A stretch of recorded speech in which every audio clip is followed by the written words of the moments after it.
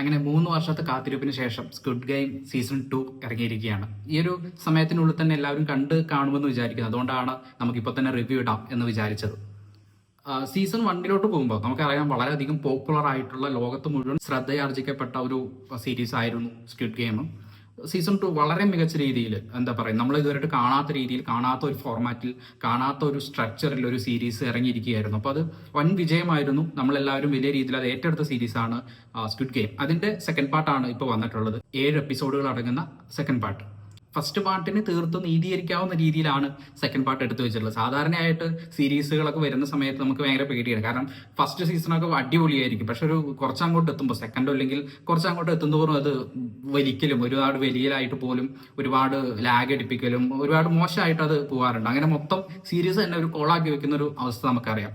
അപ്പോൾ അങ്ങനെ ആയിരിക്കുമോ എന്ന് വിചാരിച്ചിരുന്നു. പക്ഷെ അങ്ങനെ അല്ലാതെയാണ് ആ ഒരു സീരീസ് സെക്കൻഡ് പാർട്ട് അവർ എടുത്തു വെച്ചിട്ടുള്ളത്. അപ്പോൾ സെക്കൻഡ് പാർട്ടിലോട്ട് വരുമ്പോൾ, നമ്മൾ ഫസ്റ്റ് പാർട്ടിനകത്ത് നമുക്കറിയാം കുറേ ഗെയിമുകളാണ്. ഗെയിമുകളിലൂടെ പോകുന്ന ആ ഒരു നമ്മുടെ മനസ്സിനെ അതിൻ്റെ ഉള്ളിലൂടെ ഇങ്ങനെ കൊണ്ടുപോകലാണ്, ഒരു ത്രില്ലർ പോലെ കൊണ്ടുപോകലാണ്. ഇതിനകത്തും ഗെയിമുകളുണ്ട്, പക്ഷെ ഗെയിമിനല്ല മെയിനായിട്ട് ഫോക്കസ് കൊടുത്തിട്ടുള്ളത്.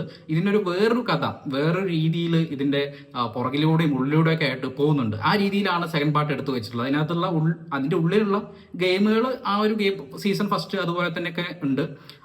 പക്ഷെ ആ ഗെയിമിനല്ല അത്ര ഇമ്പോർട്ടൻസ് എന്ന് മാത്രം. വേറെ ഒരു എന്താ പറയുന്നത്, വേറെ ഇതിനകത്ത് ക്യാരക്ടേഴ്സ് ഉണ്ട്. ക്യാരക്ടേഴ്സും അവരുടേതായ കഥകളും മറ്റു കാര്യങ്ങളും ഇതിനകത്ത് വരുന്നുണ്ട്. അപ്പോൾ തീർത്തും വ്യത്യസ്തമായി സീസൺ 1 പോലെ ഒരു ഫുൾ ഗെയിം മോഡ് അല്ലെങ്കിൽ ഗെയിം മാത്രം ആക്കിയിട്ട് ഒരു സീസൺ 2 എടുത്തു വെച്ചിരുന്നെങ്കിൽ എക്സാക്ട് അതിന്റെ ഒരു കോപ്പിയാണ്, അല്ലെങ്കിൽ എക്സാക്ട് അതുപോലെ ഒരു സീരീസ് തന്നെയാണ് എന്ന് പറയായിരുന്നു. അതുപോലെ തന്നെ ഒരു പുതുമയൊന്നും അതിനകത്ത് തോന്നില്ല, പുതുതായിട്ട് ഒന്നും കൊണ്ടുവന്നത് തോന്നില്ല. പക്ഷെ ഇതിലങ്ങനെയല്ല, അതിന്റെ കണ്ടിന്യൂഷൻ ആണ്. പക്ഷെ അതിനകത്ത് വേറൊരു കഥ ഇതിനകത്ത് പോകുന്നുണ്ട്. അതുകൊണ്ടാണ് നമുക്ക് എന്താ പറയുന്നത്, ഈ ഒരു സീസൺ 2 കണ്ടിരിക്കാൻ പറ്റുന്നതും നമുക്ക് എൻജോയ് ചെയ്യാൻ പറ്റുന്നതും. പിന്നെ ക്യാരക്ടേഴ്സിലോട്ട് വരുമ്പോൾ, സീസൺ 1 നമുക്ക് മനസ്സിൽ നിൽക്കുന്ന ചില ക്യാരക്ടേഴ്സ് ഒക്കെ ഉണ്ടായിരുന്നു. മറ്റേ ആ വയസ്സായിട്ടുള്ള പുള്ളിക്കാരൻ, അതുപോലെ തന്നെ അങ്ങനെയുള്ള കുറച്ച് ക്യാരക്ടേഴ്സ്, ആ ഒരു മീൻ വിൽക്കുന്ന അമ്മച്ചി തുടങ്ങിയിട്ടുള്ള കുറച്ച് ക്യാരക്ടേഴ്സ് ഒക്കെ ഇങ്ങനെ മനസ്സിൽ നിൽക്കുന്നുണ്ട്. ഇതിനകത്ത് ക്യാരക്ടേഴ്സ് വന്ന് പടപടാന്നാണ് പോയിക്കൊണ്ടിരിക്കുന്നത്.